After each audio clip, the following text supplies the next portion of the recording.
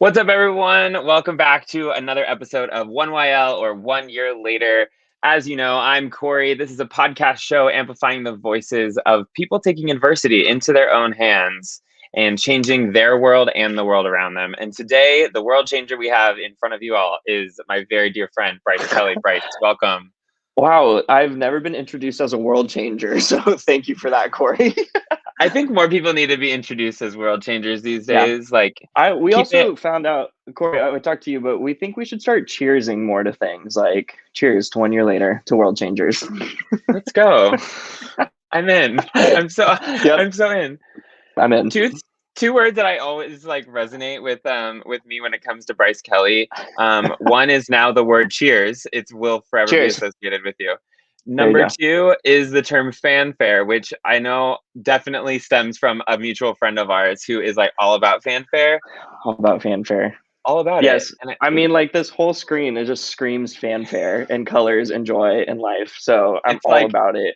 it's your perfect mixture of neon and 3D glasses. I hope you're feeling it. Yes. I like it. It's Okay. fanfare. That's great. Great, I love it. Well, for those of you who don't know who Bryce is, other than being an incredible friend of mine, he literally, like, when I say that he's an incredible friend of mine, like, I'm not joking. He and I like grew up in Boy Scouts together, and we have known each other for a very, very long time. I We're think both our whole people, lives, honestly. We grew up honestly. in the same neighborhood, went to the same church, same elementary school, same Boy Scout troop. Like Yes, you were middle on my school. couch yesterday. Literally, So it's real. It's real, and like, it's we're real. not going to hide any of those connections here today.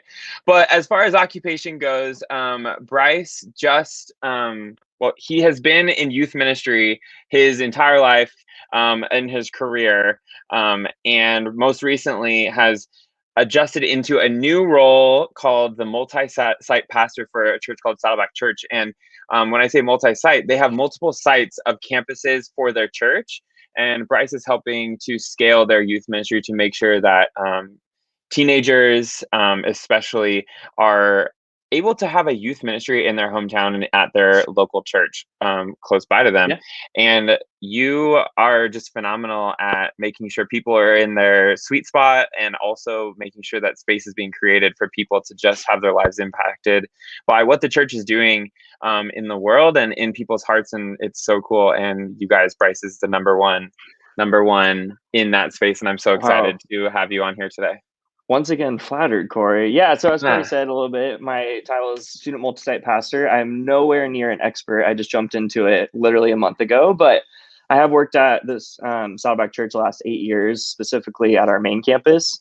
But what Corey mentioned too is this is my home church. So I grew up at Saddleback. I've gone there my whole entire life. It's not a perfect church. No church is perfect, but it's a place that I deeply love and want to create, a space where teenagers in Orange County, California, which is an extremely fast-paced culture, very secular.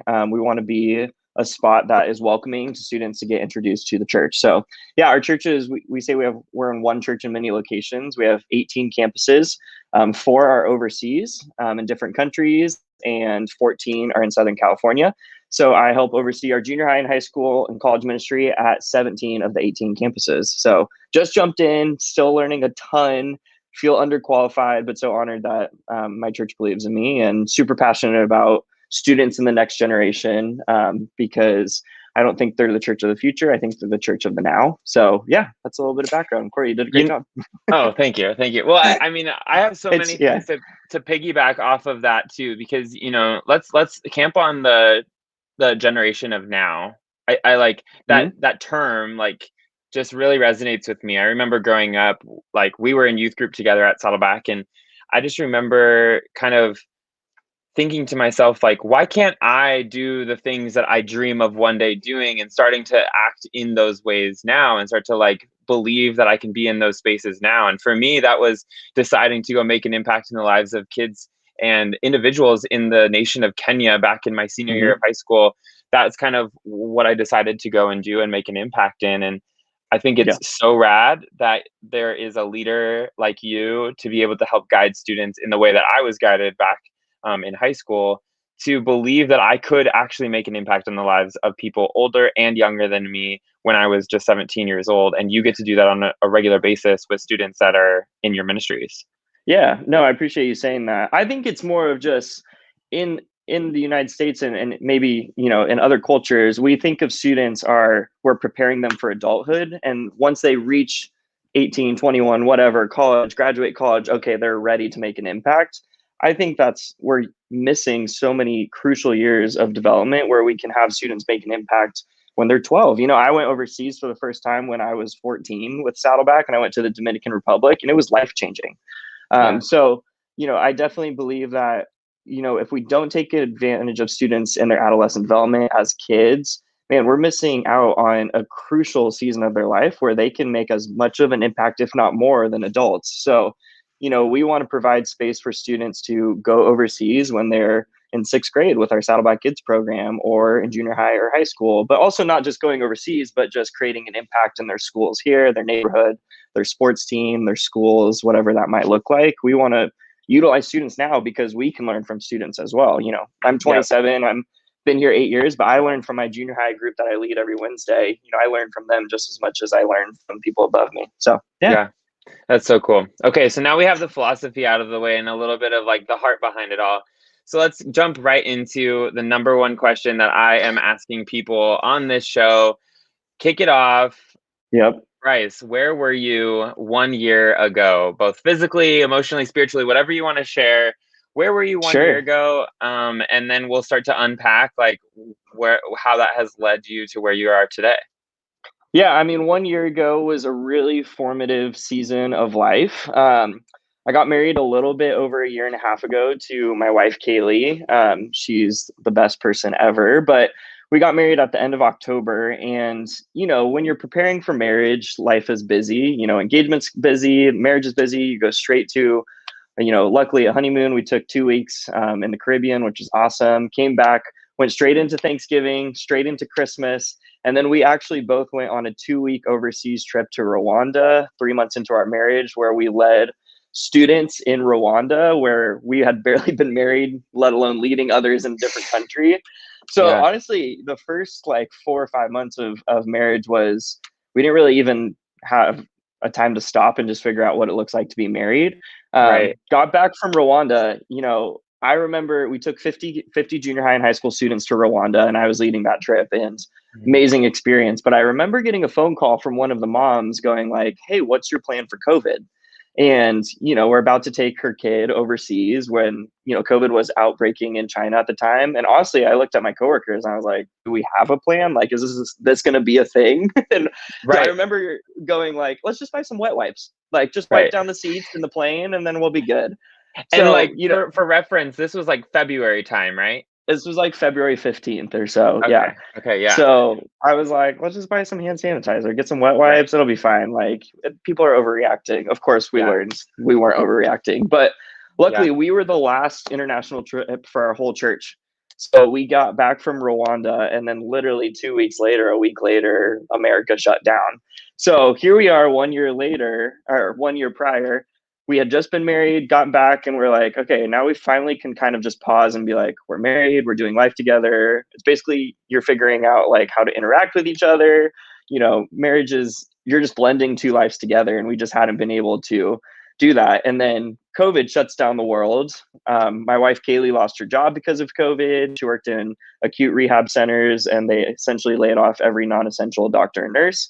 So I remember we were just kind of like, what's happening? Like, the last 6 months have just been a whirlwind since we got married. And here we are in an 800 square foot apartment sitting there going like, here we are.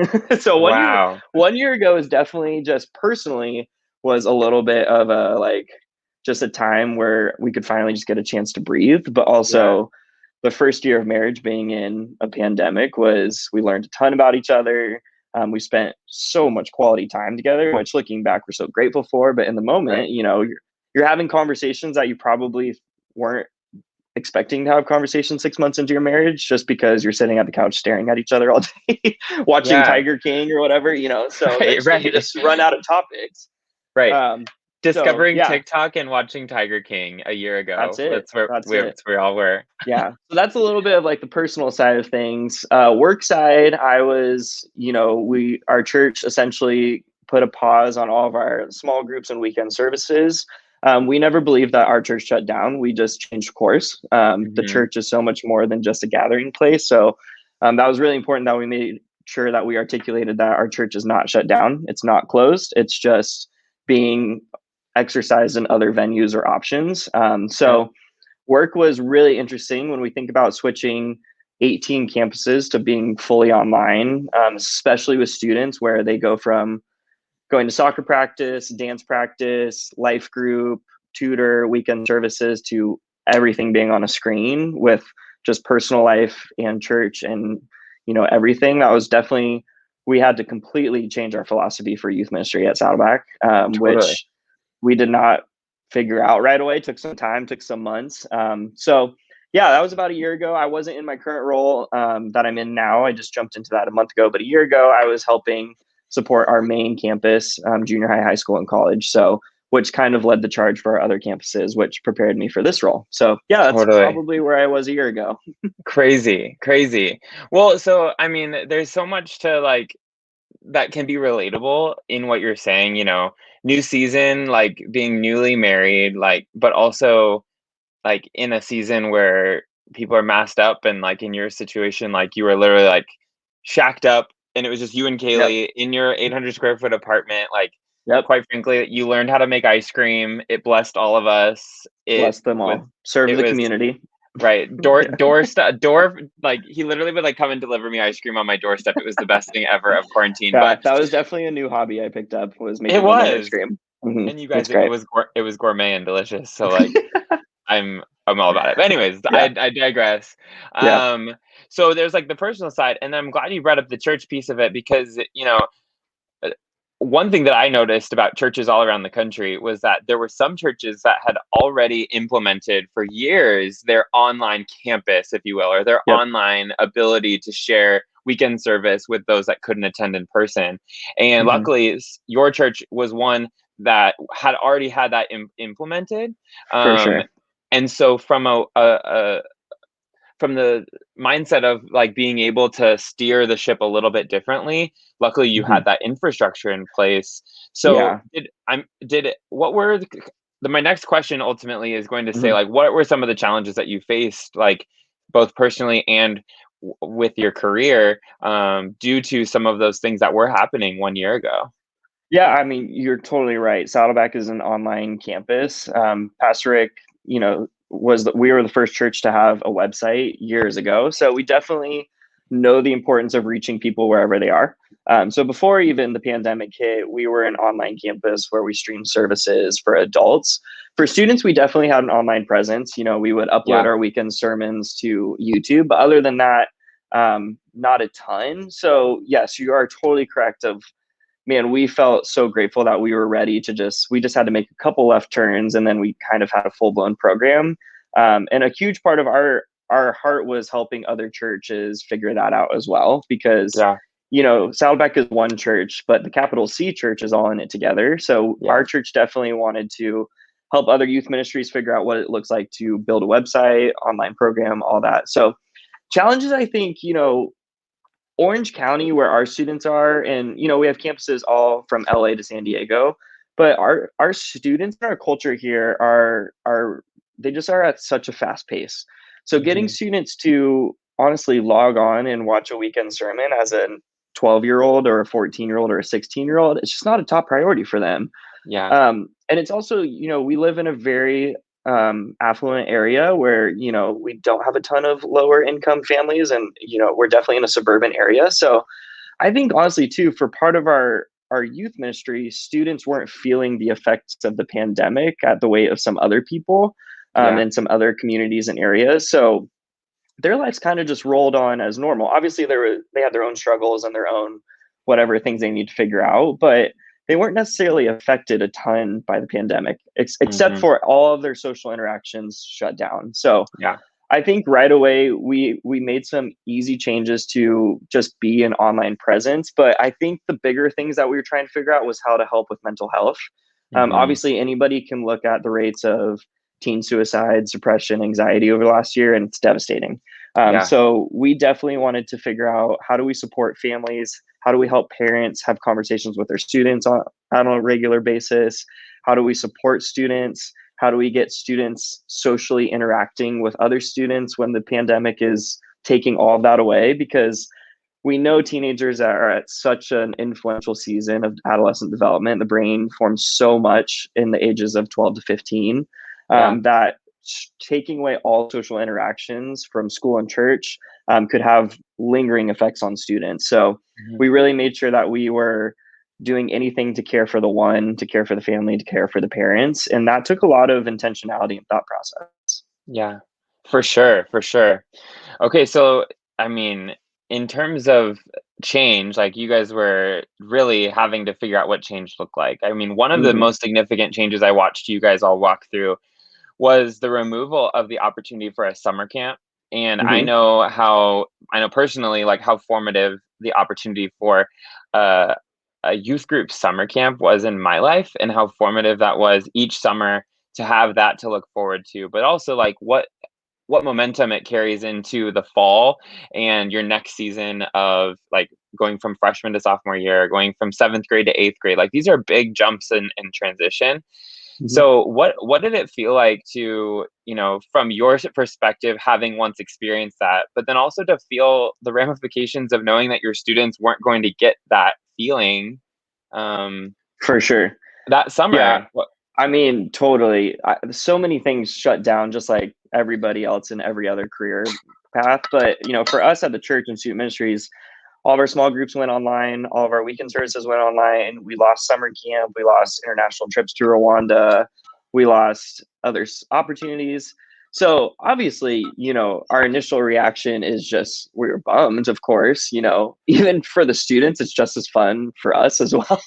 Yeah, But yeah, you're right. Like, those opportunities definitely create momentum in our ministries that carry us through the next year, which makes students more confident in their faith to invite friends to the church. So yeah, losing those was definitely a big blow. And I think our staff definitely went through a grieving process.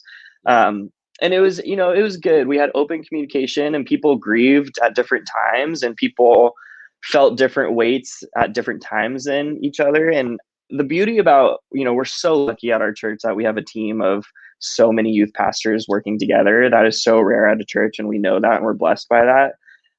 But we definitely it took the wind out of our sails a little yeah, bit. And I think it took the wind out of the sails of our ministry. I think our church, there's so many amazing things that were happening in other areas and in our youth ministry as well, that we really just had to change perspective and to yeah, realize, like, yeah, we might not have summer camp this summer, but man, we're feeding thousands of families in our community, and yep. students are coming to these food pantries and sharing the gospel with adults. I watched a 14-year-old boy who went to Rwanda on that same trip as I did come back, shut down, and serve every Saturday at our food pantry, leading the gospel to 50 and 60-year-olds through a car window and masks. So I definitely So think we just cool. had to change our perspective of, man, God is at work in other ways than the big flashy thing like summer camp. Obviously, Yeah. that is so fun and flashy, but good stuff is still happening. Seeds of faith are still being planted. And personally, this is super personal, but I definitely feel like a revival is coming in the capital C church, just with the Hmm. last year of what we've been through culturally, Yeah. politically, everything. I believe that church is headed for a revival. Faith is headed for a revival. That is totally my belief. And I think when I changed my expectations and I watched students, pick up their faith, share the gospel, and go door to door, inviting people to watch church online, I think I was like, the church is fine. Hmm. Honestly, it might look different now, but as soon as Hmm. we made that change of expectation and adjusted our expectations, I think it was really easy to realize, wow, God is definitely at work and the church is more than healthy. So, Yeah. yeah, I don't Wow. know if that answers your question, but No, I love it. I love where this conversation's yeah. headed. So, okay, so my next question, I'm going to tell you what it is, but I also have some things to say beforehand to give you some Okay, time to great. think through it. But my next question is, what are two turning points from the last year that brought you hope to get you to where you guys are right now? Like as a church, Mhm. as in your role, what students are feeling, what you're feeling for students. But before I let you answer that question, like one thing that I wanted to kind of go back to that has been cool as a witness to watch is, I mean, we've talked about online services, and you guys Mhm. went on YouTube for youth services, and you know, small groups and life groups like went to Zoom for a big season of time until only recently, Mhm. where things you've been able to have some weekends outside at limited capacity. Like Yep. you guys have been really like following all those protocols. But one of my favorite things that you all did as your church was you were able to find a way to invite people to your church and celebrate the Christmas season together. And Mhm. I know that like when it comes to faith, like some people are like all in and they're like weekend attenders weekly, or we have those other people who are the Christmas and Easter going services, like, and Mhm. that's what their faith looks like, and that's awesome too. But when it came down to like looming up and coming up towards Christmas time, realizing that your church wasn't going to be able to have an in-person Christmas service to do a candlelit ceremony, singing joy to the world all together, that things would look different. You guys Yeah. did something absolutely incredible that still allowed, like, I believe it's hundreds of thousands of people Mhm. to come in their cars to come and experience the story of the birth of Christ at Christmas time. Yeah. And it was like a cool, awesome testament, I know, for our community locally, but a lot of people who came in from around the Southern California area to come Mhm. experience it. And it's like a true testament that you were able to figure out ways to shift and bring hope to your community in a season, in a year that could have totally been seen as a total downfall, but you guys really brought hope in that season. And I felt Yeah. that I it's mean, just you like drove so through it. cool. Totally. So yeah, what Corey was alluding to is we did a Christmas lights drive through. We called it Light of the World, and we had about 60,000 cars drive through in 30 days. So the magnitude was incredible.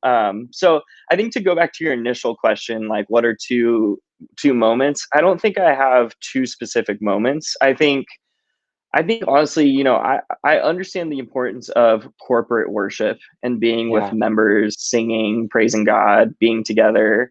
But I also think there is so much importance in realizing that worship is just one of the five purposes of the church. There's Hmm. so much more that goes on to a church. So when we truly realize that the church is so much more than a worship service, I think we allowed ourselves to think in other ways. Our church is we're so blessed. We have so many creative minds, and our senior pastor is all about reaching out to the community. And Pastor Rick deeply cares for lost souls and the one. And this is just one strategy of a church. There's so many different strategies, but our strategy is definitely, we're built around five purposes. So when we kind of came up, our campus experience pastor has been wanting to do a drive through for Christmas for years, but when a normal Christmas season, we usually do 14 Christmas services over the course of 4 days. It's just not possible. But when our whole campus was shut down, we turned our whole campus into a Light of the World drive-through, and we had 60,000 cars come through. We served every car hot cocoa and gave them, a flyer to watch church online with us. And we think it roughly about 500,000 people drove through. So Wow. crazy when you think about that. And I was able to work and host a couple of the services, and there's people. I mean, the stories are endless about how many people would never come to step foot on campus, but they would come and drive through because it's Christmas lights. Who doesn't love Christmas lights, right? Hmm. And the retention rate of all those people coming through, we've just heard some amazing stories of people who then logged on to a Christmas service, accepted the hope of Jesus, and now members of our church became gone through our class system. So yeah, we definitely just had to change our thought process. And I think Yeah. actually it's really healthy and it's really good to think through, why do we do what we do? And is it still the right way to do it? But just because we've been doing something the same way doesn't mean that we should continue to do it. All of Hmm. that normal thought process is really healthy. Yeah. When Jesus was on this earth, he was speaking to people and he said, "You've heard it said, but I said," that's a prime example. Like, we've done it this way, but maybe this year we need to do it this way.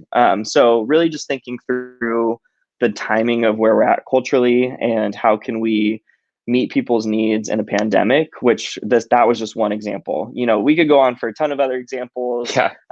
but that was a great example of that. I think that was just a turning point to realize like Christmas is still magical. People are still hearing the hope of Jesus. So many people are coming on our campus that have never stepped foot on it. And now hopefully heading into Easter or being Easter weekend, we can see people in person for Easter services. And we've already heard of people who came to the drive-through who are now attending an Easter service in person. So yeah, Awesome. that's just one example.